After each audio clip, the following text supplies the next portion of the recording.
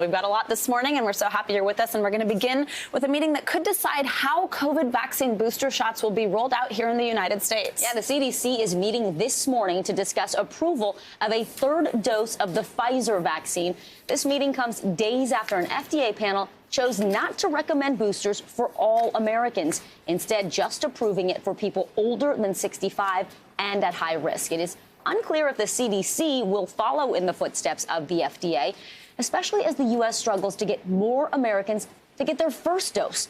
Right now, nearly 55% of Americans are fully vaccinated. Hospitals are still dealing with surges of COVID patients, most of them unvaccinated. The CDC says an average of 10,000 Americans are being admitted to the hospital every day. We have a team covering everything you need to know about the pandemic this morning, from vaccine boosters to what's happening inside our nation's hospitals. Let's begin this morning with Dr. Bob Lahita. He's a professor at the Hackensack Meridian School of Medicine and the director for autoimmune and rheumatic diseases at St. Joseph Health. And, of course, a familiar face if you are with us most mornings. Dr. Lahita, thank you for being here. So there's been so much confusion around booster shots. So let's just start with, what's the likelihood that the CDC could break away from the FDA's decision last week and recommend boosters for everyone, not just that particular at-risk older group of people? Well, it could go either way, Savannah. We could see people being told that if you've had the injection about 8 months ago, and many of us have, back in January, the second shot, you need a booster shot. Now, they're not saying that. And of course, we heard that now it's people over 65. And of course, many of our patients who are immunosuppressed on cancer chemotherapy or have autoimmune diseases have already gotten their booster shots. So this has created a lot of confusion. And I've said before, Savannah, we need a spokesperson for the government, one person.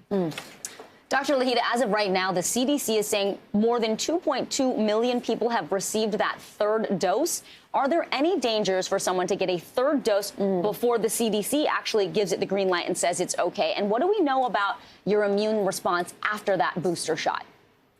There's no danger in getting a third dose at all. The booster shot really revs the immune system up and allows about 95 to 98% more neutralizing antibody and protection. So this is the data that we have seen from various laboratories around the country and in other countries as well. So the booster shot is very safe, and I imagine the government is going to say at some point, go ahead and get it. Dr. Lahita, let's now talk about those of us, which includes myself, as anybody who watches our show knows, who got the Johnson & Johnson vaccine. The company came out with data yesterday saying a booster dose of its one-shot vaccine provides 94% protection if given 2 months after the first dose. So I have two questions here. So the first one being, the J&J vaccine was rolled out in March. So should it have been a two-dose vaccine from the beginning, given it wasn't that long ago? And second, if a booster shot were to be approved for this, do people who have those concerns last time, of course, we remember those blood clot concerns that took over for a little while, we even paused the rollout of the vaccine, do those concerns come back with a booster shot? Those concerns, I'll take the second part first. First of all, those concerns should not be at the top of anyone's list. They're very, very, very rare. The myocarditis in young men, that's one. And the other was the clots in the heads of about 600 women out of tens of millions of women. And we don't really know the direct association. There may have been other comorbidities for those patients when they got the shot. That's very clear. Number two is that the booster shot for the J&J is good news if it's given 2 months after. The data show that neutralizing antibody increases, and as you mentioned and shown, it covers about 95 to 96% of the patients that get it from having severe infection and indeed even being hospitalized. All right, Dr. Lahita, we both want to thank you. Appreciate the information this morning. Always great to see you. Good to see you. Now, in the Northwest, some hospitals are limiting medical treatment because of the onslaught of COVID cases. We want to focus on one young patient in Montana. Our team met just a few weeks ago, and the stunning news that we just got from his nurse. NBC News correspondent Gabe Gutierrez has been following the story. He joins us on set. Gabe, good morning. Hi, Savannah and Vicki. Good morning. As you mentioned, some hospitals in the Northwest are considering whether to activate crisis standards of care. Idaho has already done so. Montana is not there yet, but hospitals there are stretched thin. And yes, we decided to check back in with a patient we met just a few weeks ago. I would not wish this stuff on like my worst enemy at all. 24-year-old COVID patient Patrick Bershia had been hospitalized just over a week when we first met him earlier this month. Oh, sorry, one second. Deep breath. Yeah, take a breath. He struggled to breathe, but he wanted to keep talking to share this message. As soon as I can, I'm getting the vaccine. And I highly recommend anyone who has it to do it because this is a very scary situation. Do you regret not getting the vaccine? Absolutely. I 100% regret it. Specifically, what were some of the things you were hearing?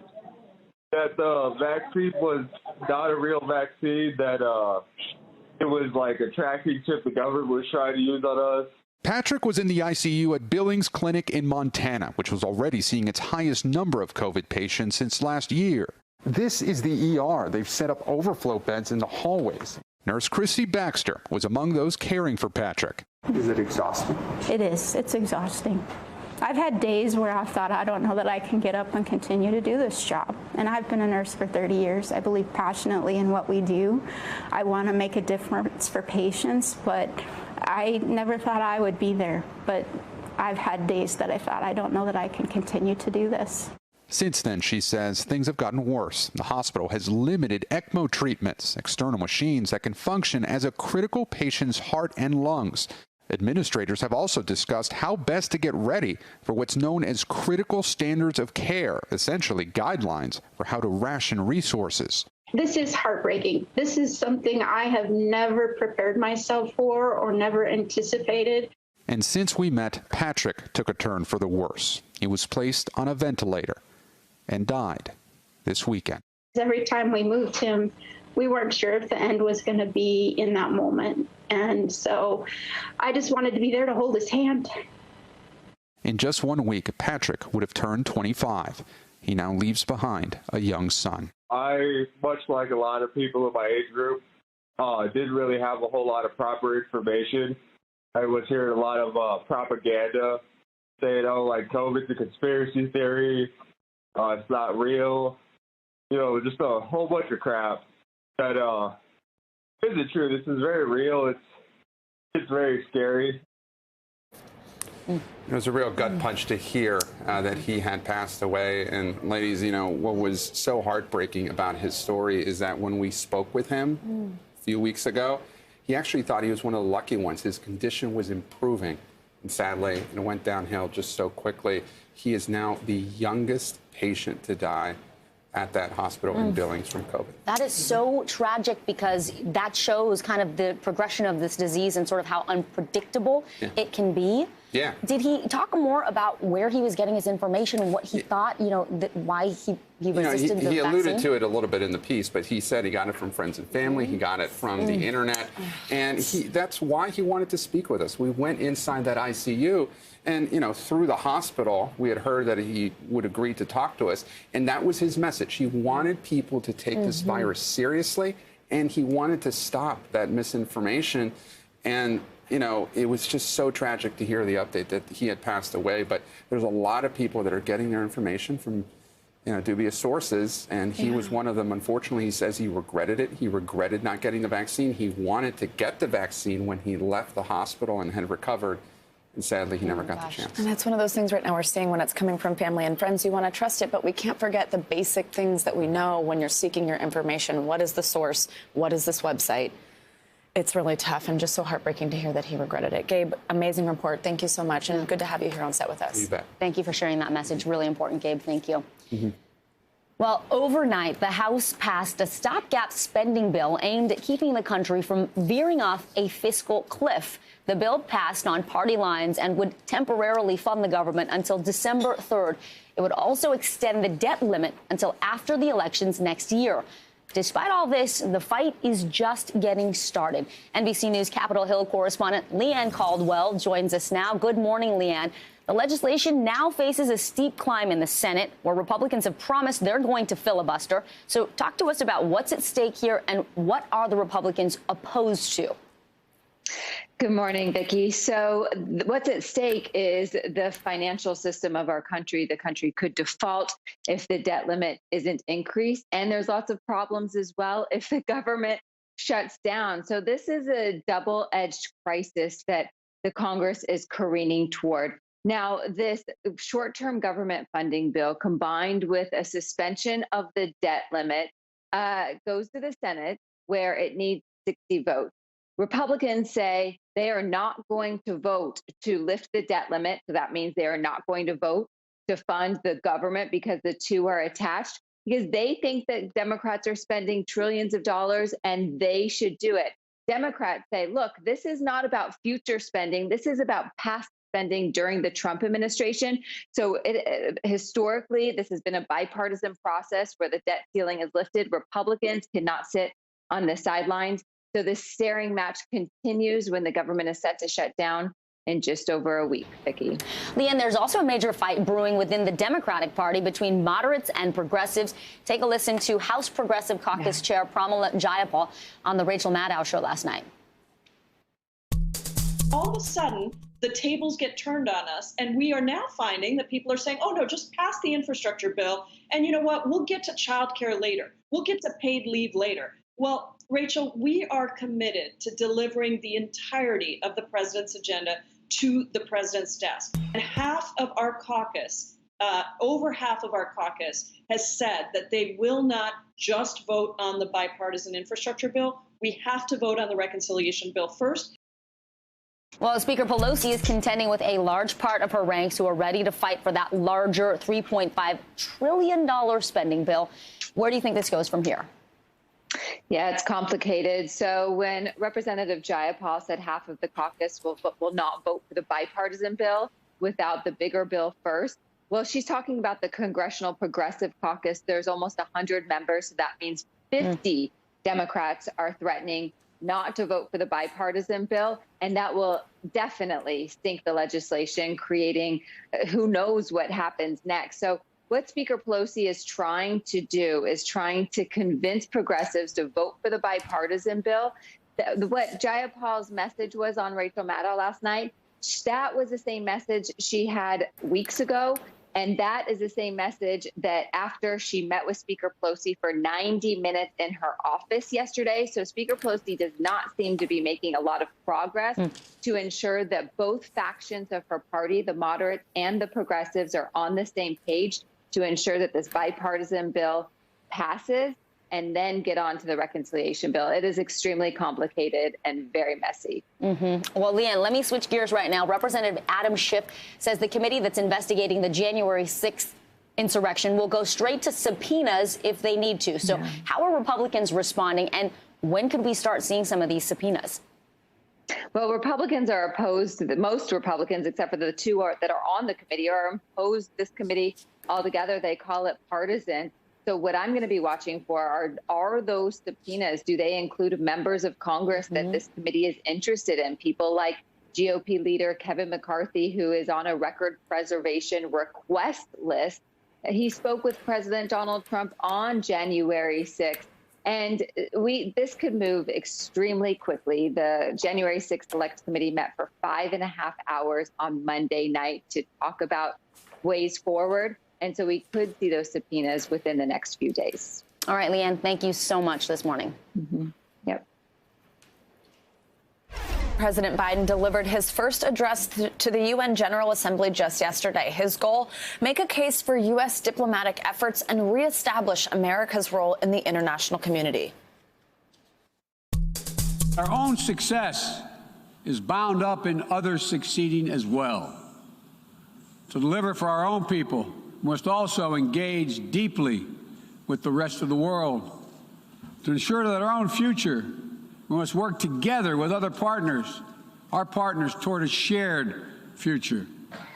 Our security, our prosperity, and our very freedoms are interconnected, in my view, as never before. NBCNews.com senior White House reporter Shannon Pettypiece joins us now. Shannon, good morning. So President Biden had a lot of allies to reach out to in his speech, many of them in the room. What did he prioritize? And was it enough to get his vision for the U.S. and its partners across? We have gone from America first under the Trump administration to America is back as an ally, back as a partner on dealing with some of these big issues like climate change and COVID. But as you mentioned there, Savannah, there was a lot of repairing to do of alliances, particularly following the withdrawal from Afghanistan, where a lot of America's closest allies, members of NATO, felt they were blindsided. They were not in the loop on that discussion and caused a lot of concern about where the Biden administration sees America playing a role. Here's a little bit more of what the president had to say about that yesterday, though. Instead of continuing to fight the wars of the past, we are fixing our eyes on devoting our resources to the challenges that hold the keys to our collective future.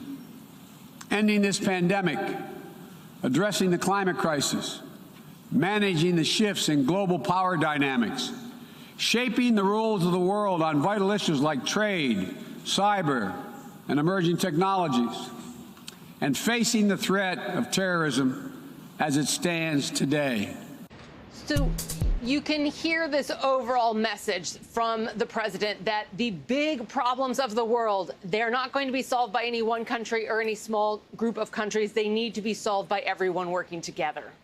And now, Shannon, UK Prime Minister Boris Johnson actually went to the White House for a bilateral meeting in the Oval Office with President Biden rather than just having a type of pull-aside there at the UN. And Johnson wanted to leave the U.S. with a major transatlantic trade deal. What happened yesterday in Washington with that meeting? Well, the UK does really need to get a new trade deal with the U.S. after withdrawing from the European Union several years ago. They didn't get that big deal. There was some indication they have made some progress on areas like British beef, lamb products, some produce, agricultural areas. But one of the things the two leaders said they were focused on really was bigger picture, broader issues, particularly climate change and how these two countries can work together, set goals, and show an example to the rest of the world that can follow. So certainly a much different dynamic than we saw with former President Trump and Prime Minister Johnson, something he acknowledged and something we will expect to continue to see going forward. And Shannon, good to hear there was progress with the British beef, of all things. Now, Shannon, bringing it back to some domestic politics, Congress is duking it out over these two massive spending bills, which are key parts of Biden's agenda. Is the White House optimistic that these sweeping plans could make it to Biden's desk, or do they fear that this could crumble? Administration officials have said it is definitely going to be a rough few months ahead in Congress. They never thought this was going to be an easy process, though. But I will say some of the issues when we entered the summer, areas like voting rights, gun control, police reform, that there was maybe talk that those could get passed this year. That talk has really gone away for the most part. And the focus now is just on getting this infrastructure package through, dealing with the debt ceiling, putting pressure on Republicans to act on that, and getting this infrastructure spending bill through. That was really one of the president's key campaign promises. And if there's one thing they get done this year, they want it to be that. All right, Shannon Pettypiece, as always, thank you so much.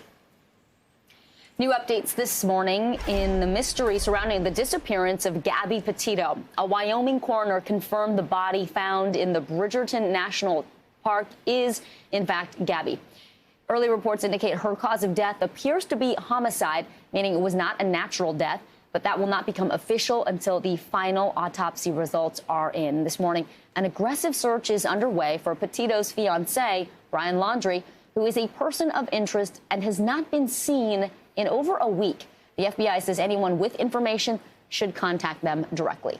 NBC News correspondent Jay Gray now live in Northport, Florida, with the latest on this devastating development. Jay, it is such a sad day for the entire Petito family and the community there.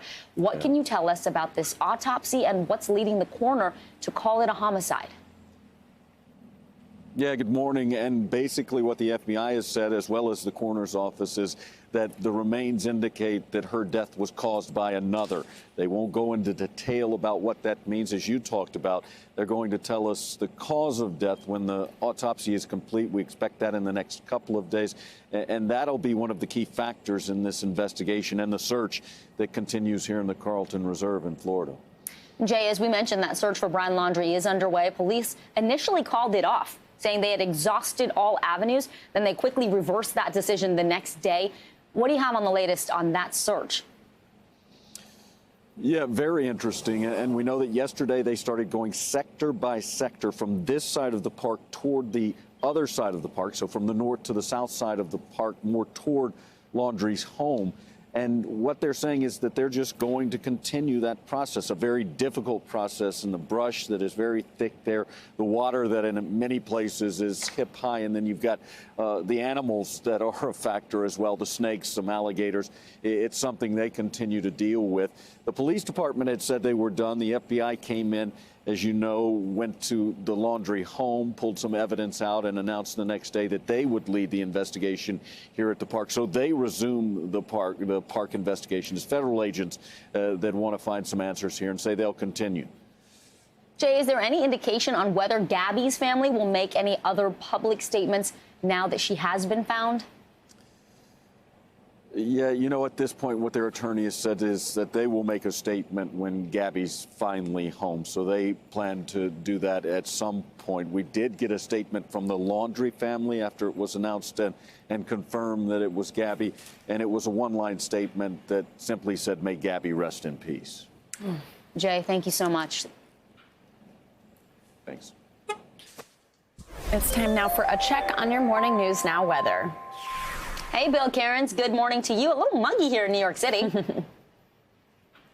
I know, all of a sudden, right? It was such a tease because it was so nice and the humidity had gone away, and then everyone in the Northeast just wake up this morning and going, ugh, it's back. My hair's frizzy, you know, it's annoying. Your hair looks great, Bill. So we're not alone. We're not, I know, I try to relate. So like the Ohio Valley and the Mid-Atlantic, that area has been very wet. Yesterday we got soaked in areas from the Carolinas to the Ohio Valley, and today it's raining again. So this map shows us where we think we had the best chance of flash flooding. So it's kind of color-coded where it goes like marginal risk, slight risk, moderate risk. There is a high risk that we have occasionally. We don't have that today, but we do have a couple of large moderate risk areas. So we have a good concern that significant flash flooding will take place between Fort Wayne, Toledo, up to Detroit. And then as we go through the mountains and the spine of the Appalachians, from Roanoke to Harrisonburg, back up to State College, those are the areas of greatest concern. And it's already pouring in those locations. When you look at the radar map, which is shown in the areas of green, the yellow is kind of where it's raining harder. You can see it's been raining very hard and on and off in Indiana, all the way up to Detroit, now approaching Columbus. And then that other area of rain through West Virginia and Virginia is now starting to head up into Pennsylvania, and that's where we're going to see the concern. So flash flood watches are up for 15 million people, including our friends from Wilmington to Myrtle Beach, where it's poured over the last 2 days. I mentioned yesterday we had 6 inches of rain in Savannah.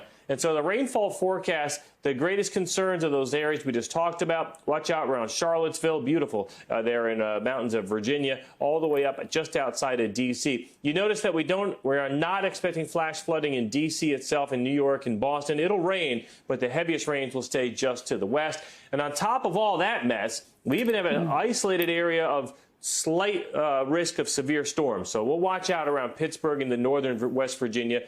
Maybe an isolated tornado, but damaging winds are possible along with some power outages. So here's the timing of this whole mess. By the time we get through this evening, I paused this at 8 p.m. Notice D.C., Baltimore, New York, Philly, dry. No problems. I mean, maybe a sprinkle, but the heavier rains will be from about Winston-Salem to Roanoke, back to Detroit, and all the way through the west. As we go throughout Thursday, slowly that rain does arrive into areas of the east. D.C., it looks like Thursday morning, Philadelphia, Thursday afternoon, New York City, Thursday evening, and along with it, some gusty winds. And then finally, Friday, all of that mess will begin to push out. So for today's forecast, slow-moving heavy rain threat in the Ohio Valley. It's warm, it's muggy all the way up through the East Coast. If you want the beautiful weather, congratulations. Gorgeous today from St. Louis to Minneapolis to Kansas City. Dallas is still really nice, along with our friends in New Orleans. The West Coast, no problems. Still pretty hot, though. Phoenix, 103 today. And then tomorrow, as I mentioned, that rain arrives in D.C., to Baltimore, to Philly, to New York. Gorgeous weather continues through the middle of the country. So we just have to be a little patient, guys. It looks like that heavy rain will come through, and then some beautiful weather behind it. So, you know, a little taste of summer humidity, and then your reward this weekend.